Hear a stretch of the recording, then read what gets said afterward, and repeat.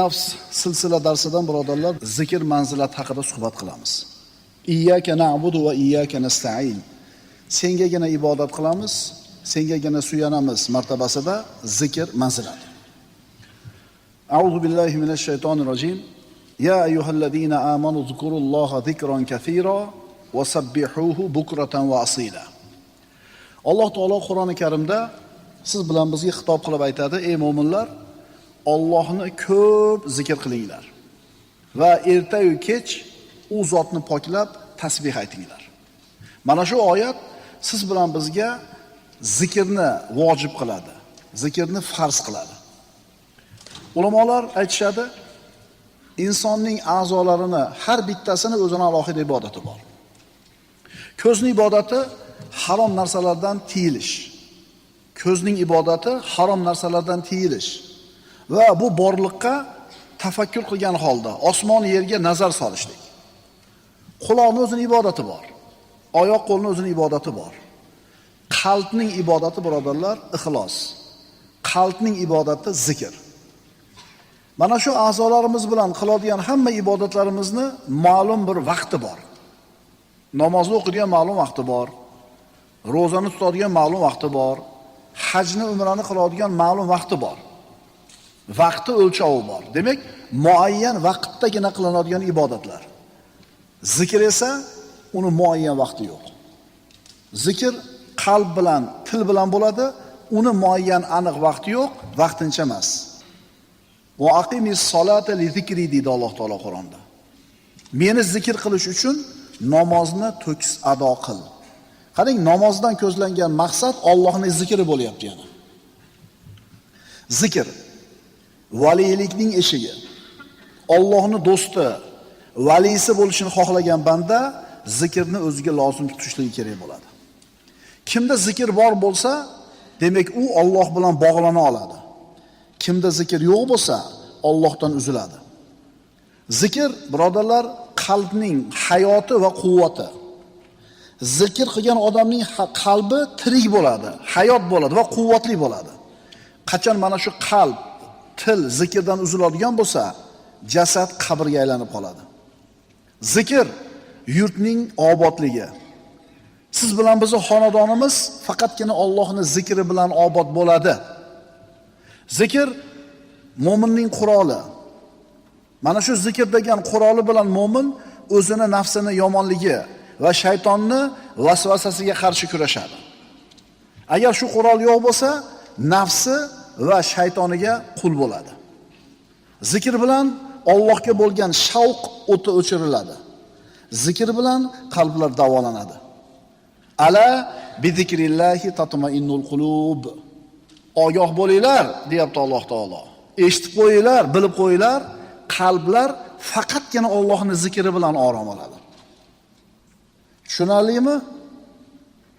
Dunyo matohi bilan, pul bilan, mansab bilan, obro' bilan, mashhurlik bilan xotirjam bo'lmaydi.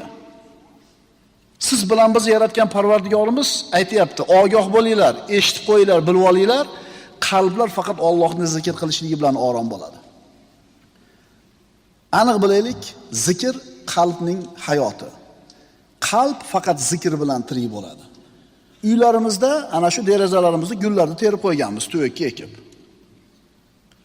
Suv quyib turasiz, chiroyli o'sib turadi. Suv qo'ymasangiz nima bo'ladi? Quriydi, o'ladi. Birodarlar, qalb ham uni suvi bor. Qalb uni hayoti bor. Mana shu zikr qalbning suvi bo'ladi, hayoti bo'ladi.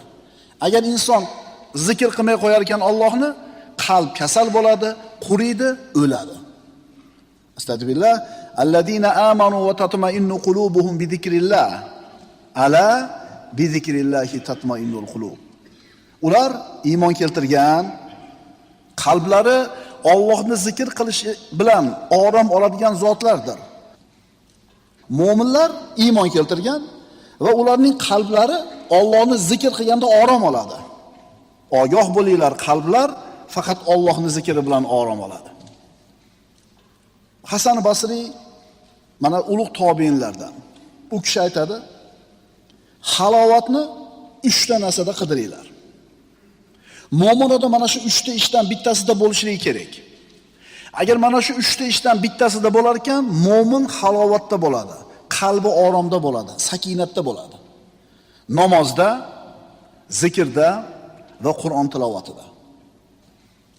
Agar deydi Hasan Basriy, zikrda, namozda, Qur'onda turib halovatni topsanglar, topdinglar, ammo namozda ham, zikrda ham, tilovatda ham uni topmasanglar, bilinglarki, sizlar uchun Allohning eshiklari yopiq ekan. Birodarlar, doim Allohni zikr qilib yuradigan odamni hayoti osuda, qalbi xotirjam, sakinatda ekanligiga hayron bo'lmanglar. Doim zikrda yurgan odamning hayoti, qalbi osoyishta ekanligidan hayron bo'lmanglar. Buning o'rniga g'ofil insonlar, Allohni zikr qilishdan g'ofil bo'lganlar qanaqa qilib kun kechiryapti, shunga hayron bo'linglar. Inson gohida o'zi bilan Robbisining o'rtasida bir to'siq borligini his qiladi. Samo eshiklari go'yoki yopiqdek. Qur'on tilovat qiladi, hech narsani his qilmaydi. O'tirib zikr qiladi, hech narsani his qilmaydi. Qur'on tilovat qiladi, hech narsani his qilmaydi. Bu nima degani? Bu qanaqa holat? Bu samo eshiklari siz uchun yopiq degani. Nima sababdan yopiq u eshik, bilasizmi? Demak, amalda nuqson bor. Namoz o'qib ham, Qur'on o'qib ham, zikr qilib ham inson qalbini Allohga bog'langanini his qilmadimi? Demak, bu inson hayotda bir chekkasida qolib ketgan inson ekan. Bunday odam uchun g'aflat ham, xushyorlik ham barobar ekan. O'zi aslida inson o'zini g'aflatda ekanligini his qilish uchun avval xushyor bo'lish qanaqa ekanligini his qilish kerak. Siz orom olib ko'rgan bo'lsangiz zikr bilan, Qur'on bilan, keyin shu narsadan uzilib qolganingizda nimadan mahrum bo'lganingizni bilasiz, chunki totib ko'rgansizda. Endi umuman bir marta ham Alloh bilan bog'lanib, qalbingizda sakinatni his qilmagan bo'lsangiz, doim g'aflatda bo'lgan bo'lsangiz, xushyorlikni, qalbni tirligini qayerdan tushunasiz? Qalbing uyg'onmi desa, ha deydi. Allohga bog'langanmi qalbing desa, ha deydi. Lekin aslida-chi? Inson Allohdan ajralib qolganligini his qilish uchun avval Allohga bog'lanib ko'rgan bo'lishligi kerak. Hasan Basriy aytayapti, halovatni 3 ta narsada istaylar. Birinchisi, namozda, zikrda, Qur'on tilovatida. Mana do'ppini bu yerga qo'yib qo'yib o'ylanib ko'ring-da. Uyda Qur'on o'qiysiz. Yoki zikr aytasiz o'tirib.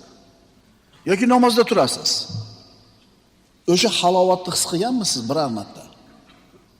Kecha shu yerda tarovih o'qiyotgan akalarimizdan bittasi aytayapti, va shu keyingi 4 rakatda men shu narsani topdim deyapti. Uzildim dunyodan deydi. Salom bergandan keyin qaytdim bu yerga deydi. U xayoli bozorda, qo'yiga, mashinasiga ketgan emas. Haqiqatan dunyodan uzilgan mana halovat. Eslab ko'ring-da, shu narsa bo'lganmi? Qarang, shunaqa narsa bor, totib ko'rgansizmi? Yo'q, totmagansiz, demak muammo bor. Endi amalimizda nuqson bor. Sahoba ikromlar namoz o'qiganda dunyodan uzilishgan. Urva ibn Zubayr roziyallohu anhu oyog'ini kesishkilik bo'ladi, oqsoqol odamni. Eslaymiz-a shuni? Muskil iching deyshadi. Yana shu mas qiladigan narsaki, ozgina mana bu hislarni o'ldiradi. Narkozda o'rnida. Deganda ichmayman muskirni deydi. Kesoringlar. Chidamaysiz desa to'xtanglar, men zikrda boshlayman deydi. Zikrga kiradi, dunyodan uziladi. Oyog'ini kesib bo'lishadi, zikrni to'xtatgan keyin hushidan ketadi og'riqdan. Ana qanaqa bo'lgan odamlar. Ala bi zikrillahi tatma'innul qulub. Ogoh bo'linglar. Allohni zikr qilish bilan qalblar orom olur. Inson o'zini qalbini beparvo tashab qo'ymasligi kerak. Bir aytishi mumkin. Alhamdulillah, musulmonman, namoz o'qiyman, aqidam to'g'ri. To'g'ri, go'zal, juda ham go'zal. Lekin qalbingchi? Qalbing tirikmi? Qalbing Allohga iqbol qilgan bo'lish kerak emasmi? Qalbing Allohga muhabbatli bo'lish kerak emasmi? Qalbingda Allohdan bo'lgan qo'rquv bilan umid bir vaqtni o'ta jamlanish kerak emasmi? Agar qalbimizni ishiga bee'tibor bo'ladigan bo'lsak, birodarlar, hayotni bir chekkasida qolib ketamiz. Demak, musulmon odamning qalbi 3 ta o'rinda halovat topadi. Namozda, Qur'onda, zikrda. Uchalasidan bittasida bo'lishimiz kerak bo'ladi. Agar eshiklar biz uchun yopiq bo'lganini ko'rsak, bilaylikki, amallarimizda kamchiligimiz bor. Birodarlar, shayton odam bolasini g'aflat bilan yengib qo'yadi. Shayton odam bolasini g'ofillik bilan, g'aflat bilan yengib qo'yadi. Endi xuddi shunga o'xshagandek banda shaytonni zikr bilan yengadi. Demak, yo siz shaytonni yengasiz zikr bilan, yo u sizni yengadi g'aflat bilan. Demak, siz yo g'olibsiz, yo mag'lubsiz. Uchinchi variant yo'q. Odamlarda juda ko'pchiligi mag'lub, g'ofil. Zikr solih amallarning ruhidir. Zikrsiz solih amal mayyitdir. Ya'ni qalbingiz bilan turibsiz, iqbol qilib Allohga namozda. Yoki sheriklardan uyalganingiz ham turibsiz chiqib ketgani. O'zi chiqib ketgingiz kelyapti. Demak, qalb o'lik, chiqib ketavering unaqa bo'ladigan bo'lsa. Ehson qilgingiz yo'q. Qalbingiz bilan emas bu. Sherigingizdan hijolat olgandan beryapsiz. Demak, o'lik bu amal. Demak, birodarlar, zikrsiz, tirik qalbsiz solih amallar o'lik bo'ladi. Hozirgi kunda birovga yaxshilik qilib bo'lmaydi degan gaplarni eshitib qolamiz, ha? Hozir birovning yaxshiligini biladigan zamon emas. Eshitamiz, ha? Ehtimol o'zimizdan ham chiqib qoladi. Bilasizmi kim aytadi bu gapni? Qalbi o'lik odam aytadi. Agar insonni qalbi o'lik bo'lsa va mana shu holatida solih amal qiladigan bo'lsa, uning bu amali ko'proq